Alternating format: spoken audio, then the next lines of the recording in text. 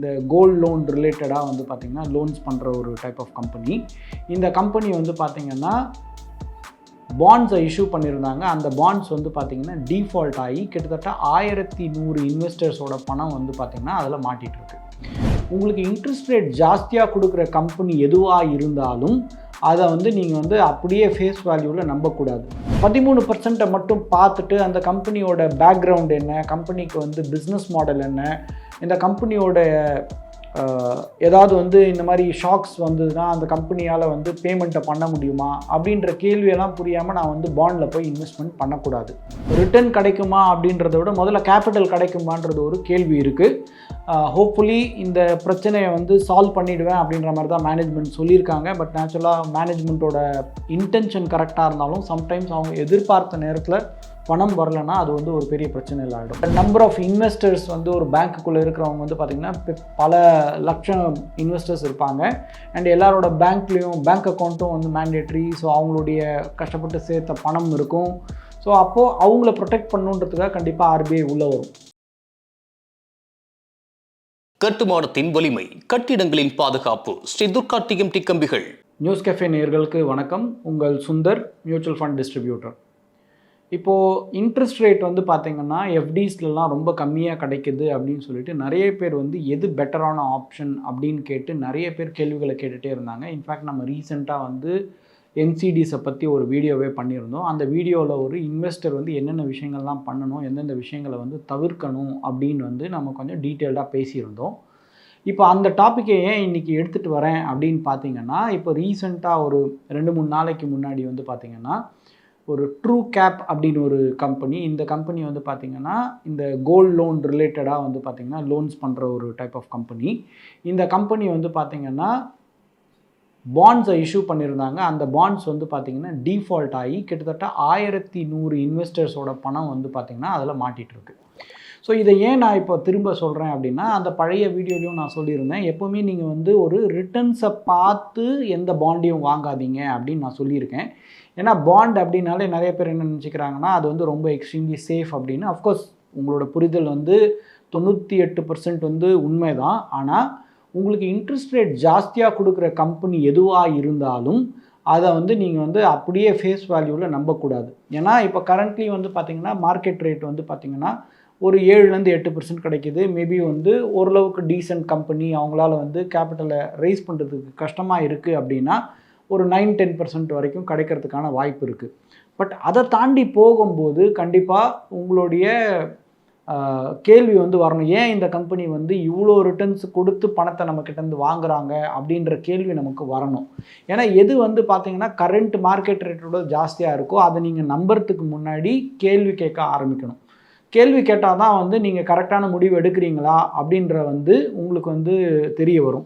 So இந்த company வந்து பார்த்திங்கன்னா 2024 கிட்டத்தட்ட ஒரு 1-1.5 வருஷத்துக்கு முன்னாடி ஒரு என்சிடி இஷ்யூ பண்ணியிருந்தாங்க, ஒரு பாண்டை இஷ்யூ பண்ணியிருந்தாங்க. அந்த டைமில் அவங்களுடைய ரேட் ஆஃப் ரிட்டர்ன் வந்து பார்த்திங்கன்னா கிட்டத்தட்ட 13% வரைக்கும் வந்து ரிட்டர்ன்ஸ் கொடுத்துருக்காங்க. ஸோ இந்த 13% மட்டும் பார்த்துட்டு அந்த கம்பெனியோட பேக்ரவுண்ட் என்ன, கம்பெனிக்கு வந்து பிஸ்னஸ் மாடல் என்ன, இந்த கம்பெனியோட ஏதாவது வந்து இந்த மாதிரி ஷாக்ஸ் வந்ததுன்னா அந்த கம்பெனியால் வந்து பேமெண்ட்டை பண்ண முடியுமா அப்படின்ற கேள்வியெல்லாம் புரியாமல் நான் வந்து பாண்டில் போய் இன்வெஸ்ட்மெண்ட் பண்ணக்கூடாது. ஏன்னா மார்க்கெட் ரேட்டோட கிட்டத்தட்ட 5-6% கூடுதலாக கிடைக்கிது. அப்போது நிறைய பேர் வந்து 13% ரிட்டர்னை மட்டும் பார்த்துட்டு இன்வெஸ்ட்மெண்ட் பண்ணுறவங்க நிறைய பேர் இருக்காங்க. அதை நீங்கள் தவிர்க்கணும்னு நம்ம முன்னாடியும் சொல்லியிருந்தோம். இப்போ வந்து நம்ம பேசி ஒரு 3-4 மாதத்துக்குள்ளே உண்மையாலே ஒரு இன்சிடெண்ட்டே நடந்திருக்கு. ஸோ இப்போ இந்த கம்பெனியில் வந்து பணம் போட்டவங்களுக்கு வந்து பார்த்திங்கன்னா திருப்பி வந்து ரிட்டர்ன் கிடைக்குமா அப்படின்றத விட முதல்ல கேபிட்டல் கிடைக்குமான்றது ஒரு கேள்வி இருக்குது. ஹோப்ஃபுல்லி இந்த பிரச்சனையை வந்து சால்வ் பண்ணிவிடுவேன் அப்படின்ற மாதிரி தான் மேனேஜ்மெண்ட் சொல்லியிருக்காங்க. பட் நேச்சுரலாக மேனேஜ்மெண்ட்டோட இன்டென்ஷன் கரெக்டாக இருந்தாலும் சம்டைம்ஸ் அவங்க எதிர்பார்த்த நேரத்தில் பணம் வரலைன்னா அது வந்து ஒரு பெரிய பிரச்சனையில் ஆகிடும். ஸோ அதனால் நீங்கள் வந்து ஒரு இன்வெஸ்ட்மெண்ட் பண்ணும்போது, ஸ்பெஷலாக பாண்ட் ஆர் என்சிடியை பண்ணும்போது கண்டிப்பாக வந்து ரிட்டர்ன்ஸை எவ்வளோ முக்கியமாக நீங்கள் பார்க்குறீங்களோ அதை விட முக்கியமாக அந்த கம்பெனியோட ரேட்டிங் என்ன அப்படின்றத பார்க்கணும். அந்த கம்பெனியோட பிஸ்னஸ் ஓரளவுக்கு வந்து ஸ்டேபிளாக இருக்கா அப்படின்னு பார்க்கணும். அதை பார்த்துட்டு தான் நீங்கள் இன்வெஸ்ட்மெண்ட் டிசிஷன் எடுக்கணும்.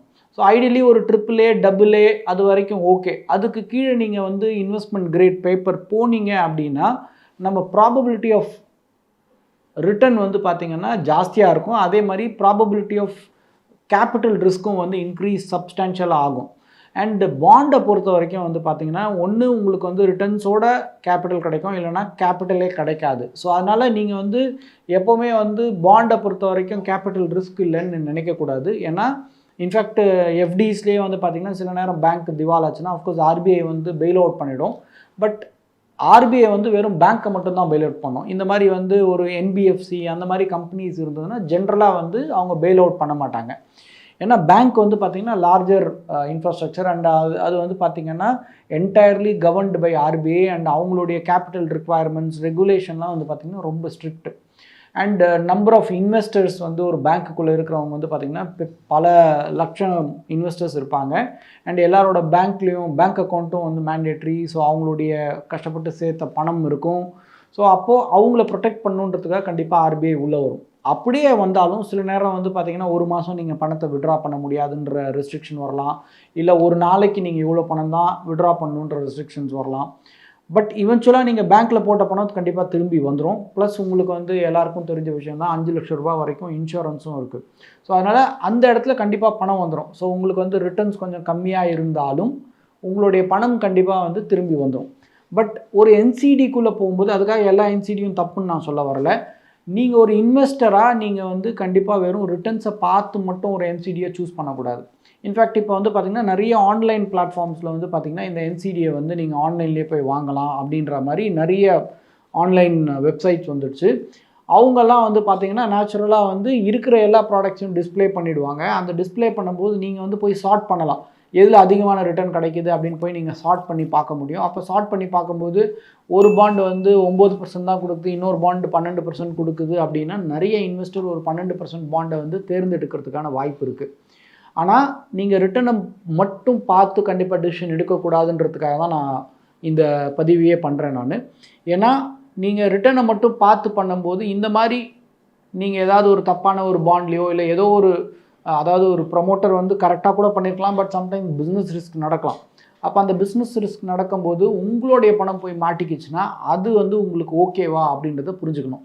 அண்ட் நீங்கள் எப்போவுமே இந்த என்சிடியிலலாம் போடும்போது ஒரே என்சிடியில் ஒரு பெரிய பணத்தை நீங்கள் கண்டிப்பாக போடுறத அவாய்ட் பண்ணணும். எப்படி வந்து ஒரு போர்ட்ஃபோலியோவை டீரிஸ்க் பண்ணுறீங்களோ அதே மாதிரி நீங்கள் ஒரு என்சிடியில் கூட வந்து அண்ட் ஸ்பெஷலி ரேட்டிங் கம்மியாக இருக்கிறது ஆர் ஒரு பெரிய பேக்கிங் இல்லாத கம்பெனி அப்படின்னா கண்டிப்பாக நீங்கள் வந்து ஒரு பெரிய தொகையை போடாமல் இருக்கிறது பெட்டர்.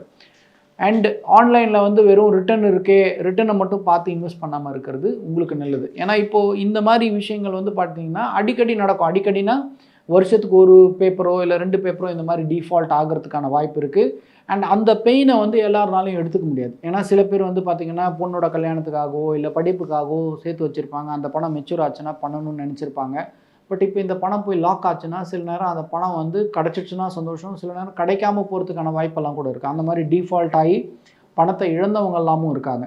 ஸோ அதனால் நீங்கள் ஒரு என்சிடி அப்படின்னு போயிட்டீங்க இல்லை ஒரு பாண்டில் போய் இன்வெஸ்ட் பண்ணுறீங்க அப்படின்னா ரேட்டிங் எப்படி இருக்குன்றதை கண்டிப்பாக புரிஞ்சுக்கோங்க. அண்ட் ரேட்டிங்கில் ஏதாவது டவுன்கிரேட்லாம் ஆச்சுன்னா இன்ஃபேக்ட் இந்த கம்பெனிக்கே வந்து பார்த்திங்கன்னா ரேட்டிங் டவுன்கிரேட் பண்ணியிருக்காங்க. அதாவது அவங்களே வந்து BBBயில் இருந்திருக்காங்க. ஸோ BBB ஐடியலி வந்து தவிர்க்க வேண்டிய ஒரு பாண்ட் இஷ்யூவன்ஸ். அந்த இஷ்யூவன்ஸில் போய் அங்கேருந்து அதை வந்து டிக்கு மாற்றிருக்காங்க. Tina default status. இன்ஃபேக்ட் அவங்க கொடுக்க வேண்டிய இன்ட்ரெஸ்ட்டை வந்து அவங்க ஆக்சுவலாக பே பண்ண முடியல. ஸோ அதை வந்து டிக்கு வந்து மாற்றிருக்காங்க. ஸோ டிஃபால்ட் ஸ்டேட்டஸ்க்கு மாற்றிருக்காங்க. ஸோ அதனால் நீங்கள் வந்து ஒரு முதலீட்டாளராக இருக்கும்போது உங்களுக்கு சில விஷயங்களை வந்து கண்டிப்பாக நீங்கள் கடைப்பிடிச்சு தான் ஆகணும். எப்போவுமே வந்து ஒரு ரிட்டர்னை பார்த்து எந்த ஒரு இன்வெஸ்ட்மெண்ட் டிசிஷனையும் எடுக்காதீங்க. ஏன்னா ரிட்டர்னை பார்க்கும்போது நீங்கள் ரிஸ்க்கை வந்து மறந்துறதுக்கான வாய்ப்பு இருக்குது. ஸோ ரிஸ்க்கை மட்டும் பார்த்தும் இன்வெஸ்ட்மெண்ட் பண்ணக்கூடாது, ரிட்டர்னை பற்றி மட்டும் பார்த்தும் நீங்கள் இன்வெஸ்ட்மெண்ட் பண்ணக்கூடாது. ஐடியலி இது ரெண்டுத்தையும் ஓரளவுக்கு புரிஞ்சுக்கிட்டு இந்த ரிஸ்க்கை உங்களால் மேனேஜ் பண்ண முடியுமா அப்படின்னு தெரிஞ்சுக்கிட்டு நீங்கள் வந்து ஒரு இன்வெஸ்ட்மெண்ட் டிசிஷன் எடுத்தீங்கன்னா உங்களுக்கு பெட்டராக இருக்கும். ஸோ இதில் வந்து பார்த்திங்கன்னா ஒரு 1100 இன்வெஸ்டர்ஸ் வந்து மாட்டியிருக்காங்க. பட் ஹோப்ஃபுல்லி வந்து இந்த பணம் வந்துடும்ன்ற நம்பிக்கை இருக்குது. ஏன்னா அவங்க வந்து இன்னொரு இடத்துலேருந்து பணத்தை எதிர்பார்த்துட்ருக்காங்க. இன்ஃபேக்ட் அந்த பணம் வராததும் ஒரு காரணம் இவங்க டிஃபால்ட் ஆனதுக்கு. ஹோப்ஃபுல்லி ஏதாவது பேச்சுவார்த்தை நடந்து அவங்களுக்கு பணம் வந்ததுன்னா மேபி இந்த இன்வெஸ்டருக்கு பணம் வந்துடலாம். பட் திரும்ப நான் சொல்ல வர ஒரே விஷயம் என்னென்னா என்சிடியை பொறுத்த வரைக்கும் நீங்கள் கண்டிப்பாக ரிட்டர்ன்ஸை பார்க்குறதுக்கு எவ்வளோ முக்கியத்துவம் கொடுக்குறீங்களோ அதே மாதிரி ரேட்டிங்கும் அந்த கம்பெனியோட பேக்ரவுண்ட் என்னென்னு புரிஞ்சுக்கிட்டு நீங்கள் இன்வெஸ்ட் பண்ணிங்கன்னா பெட்டராக இருக்கும். ஆன்லைனில் ஒரு விஷயம் அவைலபிளாக இருக்கேன்றதுக்காக நேரடியாக போய் உங்கள் பணத்தை இழந்துடாதீங்க.